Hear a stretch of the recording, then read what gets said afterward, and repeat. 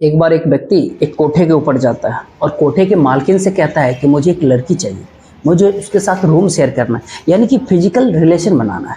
उस कोठे की मालकिन उस व्यक्ति के सामने करीब 20 से 25 लड़कियों के उसके सामने खड़ा कर देती है और कहती है इनमें से जो भी तुम्हें पसंद है तुम उसको चूज कर लो, तुम एक रूम में लेके चले जाओ। वो आदमी बारी बारी से वो 20 से 25 लड़कियों को देखता है, घूरता है, चेक करता है और उसमें से कोई पसंद नहीं आता है। फिर वो कोठे के मालकिन से कहता है कि मुझे इनमें से कोई पसंद नहीं आया, इससे भी ज़्यादा कोई अच्छी हो तो वो दिखाओ। वो कोठे के मालकिन एक उन्हीं में से एक लड़की को कहती है कि एक काम करो, कुछ दिन पहले जो एक लड़की आई है वो लड़की को दिखा दो, शायद इनको ये पसंद आ जाए। फिर वो लड़कियां उस लड़की को बुलाती है और जब वो व्यक्ति उस लड़की को देखता है तो उसको देख करके उसकी आंखें शर्म से झुकी रह जाती है, साथ ही साथ सामने वाली लड़की की भी आंखें शर्म से झुक जाती है। और वो कोठे मालकिन से वो व्यक्ति कहता है कि हाँ, मुझे इसी लड़की के साथ रूम शेयर करना है। फिर उन दोनों को एक रूम दे दिया जाता है। फिर वो व्यक्ति उस औरत को लेकर के उस रूम में चला जाता है। रूम में जाने के बाद तुरंत ही वो लड़की उस व्यक्ति के गले लिपट करके रोना शुरू कर देती है। दरअसल दोस्तों, ये महिला कोई और नहीं बल्कि उस व्यक्ति की अपनी पत्नी होती है। वो अपनी पत्नी से उसके मन में काफ़ी सारे सवाल होते हैं, सैकड़ों सवाल होते हैं कि वो यहाँ कैसे पहुँची, कैसे आई, क्या करती है। तो उसकी पत्नी सारा कांड बताती है उसे। फिर वो व्यक्ति सोचता है कि अब इसको यहाँ से बाहर कैसे निकाला जाए। दोस्तों, आपको एक बात बताना चाहेंगे कि अपनी पत्नी को बचाने के लिए जो भी तरकीबें अपनाया, जो भी तरीका अपनाया, उसको जान करके आप भी हैरान होंगे, आप भी इसको सैल्यूट करेंगे। नमस्कार, मेरा नाम जितेंद्र कुमार, आप देख रहे हैं स्टडी से पढ़ तक।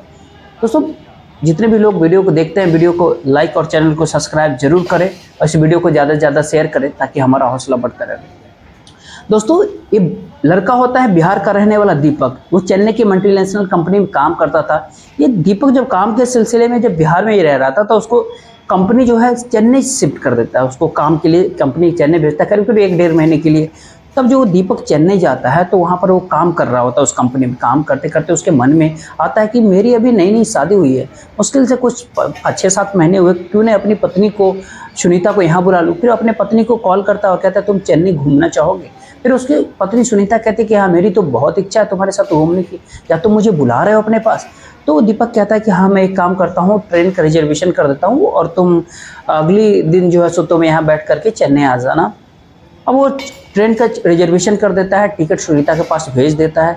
और उसकी पत्नी जब ट्रेन में बैठी होती है तो वो अपनी पत्नी को समझा रहा होता है कि जब तुम यहाँ पर आओगे तो रास्ते में किसी से कुछ बात मत करना, और कोई भी व्यक्ति कितना भी खास क्यों न तुम्हारा बन जाए सफ़र में, कितना भी अच्छा हो व्यक्ति क्यों न लगे, उसके साथ कुछ भी खाने पीने की चीज़ तुम लेना मत, किसी भी प्रकार से उसे दूरी बना करके रख। उसकी पत्नी उसकी हाँ में हाँ मिलाती जा रही थी। पत्नी को काफ़ी खुशी थी पति के पास जाने के लिए। करीब रात को 2 बजे ट्रेन आती है। महिला उस ट्रेन में अपने सीट पर बैठ जाती है। जब अपने सीट पे वो महिला जाके बैठती है तो देखती है कि उसी डब्बे में काफ़ी सारे लोग होने चाहिए थे, लेकिन वहाँ पे मात्र 2 लड़के होते हैं और बाकी जो इधर उधर वाले डब्बे में। तो उस लड़के को ऐसा लगता है कि इस डब्बे में शायद हम 3 लोगों की ही सीट कंफर्म हुई है और अब शायद कोई पैसेंजर आया नहीं होगा। इस तरह से तो चुपचाप वो अपने सीट पर बैठ जाती है। रात के 2:30-3 बजे का जब समय होता है, ट्रेन धीरे धीरे चल रही होती है सफ़र के लिए, और रात के नज़ारों को अपने फ़ोन में कैद करती हो और आगे 1-2 घंटे बाद हर अपने पति को कॉल करके कहती कि हम अभी यहाँ के नज़ारे रात में बहुत अच्छे लग रहे हैं, बाहर की लाइटिंग बहुत अच्छी दिख रही है, मैं तुमसे बहुत जल्दी कल मिलूँगा। उसका पति भी काफ़ी खुश होता है अपनी पत्नी को आते हुए, कहता है ठीक है, तुम अभी आराम से आओ और हर कुछ घंटे में तुम मुझे फ़ोन ज़रूर करते रहना। उसकी पत्नी सुनीता इधर से उधर ट्रेन से बाहर झाँकती रहती है। सामने वाले सीट पर जो व्यक्ति बैठा होता है वो भी उठ करके उस महिला से बात करने की कोशिश कर रहा था। उससे पूछता है कि बहन जी, आप कहाँ से हो, क्या करते हो, कहाँ जा रहे हो। तो कहती है कि मैं बिहार से आई हूँ और मैं चेन्नई जा रही हूँ अपने पति दीपक के पास, क्योंकि मैं चेन्नई घूमना चाहती हूँ और मेरे पति ने, दीपक ने मुझे बुलाया है। तो लड़के बातें करते करते वो लड़की और उन दोनों के बीच इतना वो लोग घुल मिल जाते हैं कि उस लड़की को पता ही नहीं चलता कि ये अनजान लड़का है, मुझे इससे बात करना चाहिए या नहीं करना चाहिए। अब ये दोनों तीनों लोगों के बीच इतनी गहरी दोस्ती हो जाती है जैसे मानो कि काफ़ी सालों से इनको जानते हो। तीनों आपस में बातचीत करते हैं। लड़की कुछ खाती तो लड़कों को खिला देती, लड़के कुछ खाते तो लड़कियों को खिला देती। इस बीच उस लड़की को ऐसा बिल्कुल भी एहसास नहीं हो कि लड़के किसी प्रकार की गलत व्यक्ति है या किसी प्रकार के कुछ और। धीरे धीरे गाड़ी आगे बढ़ती है, सफ़र आगे बढ़ता जा रहा था। और सुनीता फ़ोन करती है दीपक को, कहता है देखो जी, मैं रास्ते में, लेकिन जैसे मैं वहाँ पहुँचूँगी मैं तुम्हें फ़ोन कर लूँगी। उसका पति भी उसको समय समय पर कॉल कर लिया करता था। इधर ये व्यक्ति जो सामने बैठा होता है उस लड़की से पुराने स्कूल के, अपने बचपन के घर द्वार रिश्तेदार सारी बात करता है। वो काफ़ी उस सुनीता जो उसमें घुल मिल जाती है, खूब बातें करती है उससे, और बात करते करते अपने चेन्नई स्टेशन पे पहुंचने को ही होती है। चेन्नई पहुंचने से करीब करीब 2-2.5 घंटे पहले वो महिला फिर से अपने पति दीपक को कॉल करती है, कहती है देखो जी मैं कुछ ही देर में पहुंचने वाली हूँ, अभी करीब करीब 2 घंटे और लगने वाले हैं करीब। उसका पति कहता है ठीक है, जैसे तुम चेन्नई स्टेशन पे पहुंचोगी मुझे उससे 10 मिनट पहले फ़ोन कर लेना, मैं वहाँ तुम्हें आकर के लेने आ जाऊँगा, यानी तुम्हें पिकअप कर लूँगा। वो कहती है ठीक है। सुनीता कह देती है अपने पति दीपक से, जो ठीक है। अब ये ट्रेन जो एक स्टेशन पर रुकती है जहाँ पर उस लड़की उसको कहते हैं दोनों आपको चाय चाहिए क्या, आपको चाय, और काफ़ी नींद भी लग रही होती है चूँकि कि वो लोग बात करते करते रात को जगे होते हैं। तो ये लड़का बाहर जाता है और 3 कप चाय लाता है, एक चाय लड़की को देता है और 2 चाय खुद दोनों लड़के पीने लगते हैं। लड़की मना करती है लेकिन वो ज़बरदस्ती उस चाय वो पिला देता है। अब लड़की जैसे ही चाय पीती है उसे करीब कुछ ही देर बाद वो धीरे धीरे उसे नींद आने लगती है। कहता है देखो जी मैं सोने जा रहा हूँ, मुझे नींद आ रही है, जैसे ही चेन्नई स्टेशन आ जाए मुझे उठा देना आप। लड़के कहते हैं ठीक है। जैसे वो अपने सीट पे लेटती है गहरी नींद में सो जाती है और रात का समय होता है। और उसके बाद जैसे रेलवे स्टेशन आता है, दरअसल ये दोनों लड़के चेन्नई स्टेशन पे उतरने वाले थे। वो दोनों उस लड़की को चुपके से लेकर के जाते हैं और कैब बुक करते हैं और कैब में उसको डाल करके निकल जाते हैं।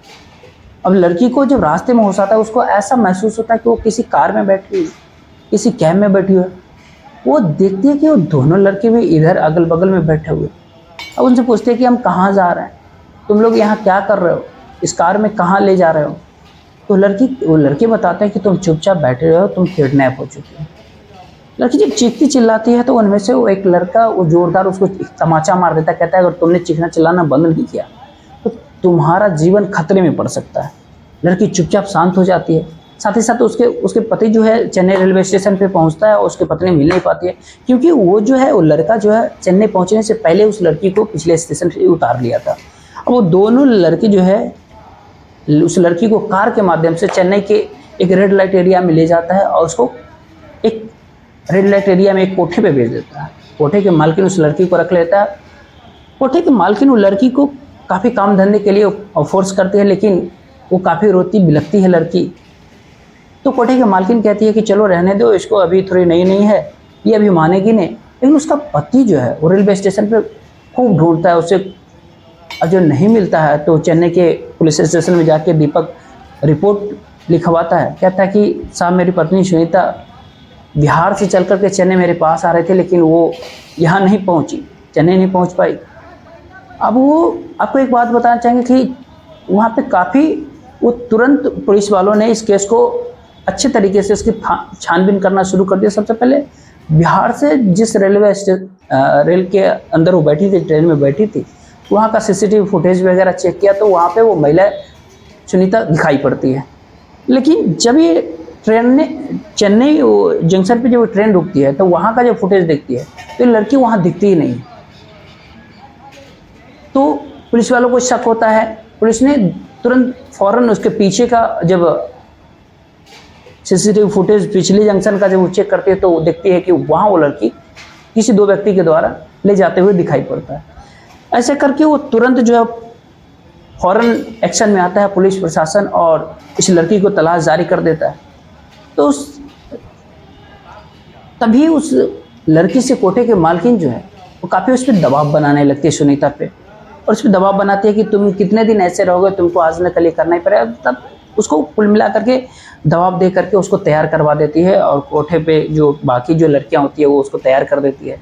उसी दौरान एक व्यक्ति आता है कोठे के मालकिन से उस लड़की का डिमांड करता है शेनु से, जो कि हाँ मुझे इसके साथ रूम शेयर करना है। एक जो रकम दोनों के बीच तय होता है वो मालकिन को देने के बाद इस लड़की के साथ वो व्यक्ति रूम में चला जाता है। रूम में जाने के बाद वो लड़की काफ़ी रोती बिलखती है और मिन्नतें करती है, हाथ पाँव जोड़ती है, गिड़गिड़ाती है उस व्यक्ति के सामने। तो व्यक्ति कहता है देखो तुम रो मत, अगर तुम्हें कोई परेशानी कोई दिक्कत है तो तुम मुझे बता दो, मैं तुम्हारी क्या मदद कर सकता हूँ वो भी तुम मुझे बता दो, मैं तुम्हारी हर संभव प्रयास करूँगा मदद करने। उस लड़की ने पूरी अपनी व्यक्ति को कहानी सुनाई कि मैं ऐसे ऐसे अपने पति दीपक के पास आ रहा था। तो उस व्यक्ति को एहसास हो जाता है कि इस व्यक्ति के साथ छलावा हुआ, कोई आकर के यहाँ भेज दिया, लड़की भले परिवार के। तो उस व्यक्ति ने उसके साथ कुछ भी नहीं किया, पूरी जो ईमानदारी की मिसाल देते हुए उसके हेल्प करने के लिए उसके आगे हाथ बढ़ा दिया। तो कहता कि बताओ मुझे क्या करना होगा तुम्हारे लिए।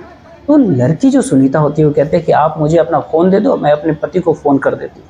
उसको फ़ोन दिया जाता है, वो अपने पति को फ़ोन करती है और कहती है कि हेलो, मैं सुनीता बोल रही हूँ, मैं चेन्नई के किसी रेड लाइट एरिया के कोठे पर किडनैप हो चुकी हैं। 2 लड़कियाँ मुझे किडनैप करके यहाँ ला करके कोठे पे मुझे छोड़ दिया है, मुझे आप यहाँ लेने आ जाओ। दीपक अपनी पत्नी सुनीता से कहता है कि तुम कहाँ हो, कौन से कोठे पे, लेकिन सुनीता को कुछ आइडिया पता नहीं होता, तो कहता है कि तुम किसके फ़ोन से फ़ोन कर रही हो। तो बताती है कि एक कस्टमर आए हुए हैं, एक ग्राहक है, भले आदमी है, इन्होंने मेरी मदद की है। तो वो उसका जो पति दीपक जो होता है वो कहता है ठीक है, उनसे मेरी बात कराओ। तो जो दीपक जो होता है उस ग्राहक से बात करता है, तो कहता है साहब आप कहाँ पे हैं, कौन से रेड लाइट मतलब एरिया का नाम बताइए, कौन से कोठा।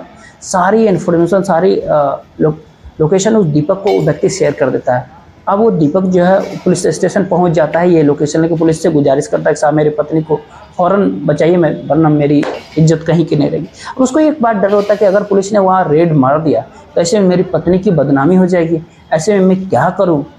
तो वो चुपके से जो है उस इन्फॉर्मेशन को पुलिस को देने से पहले रुक जाता है और सोचता है कि मुझे कोई और प्लान बनाना पड़ेगा ताकि मेरी पत्नी की बदनामी ना हो, मेरी भी बदनामी ना हो। अगर बाहर ये केस खुल गया तो बहुत ज़्यादा हमारी बेइज्जती हो जाएगी।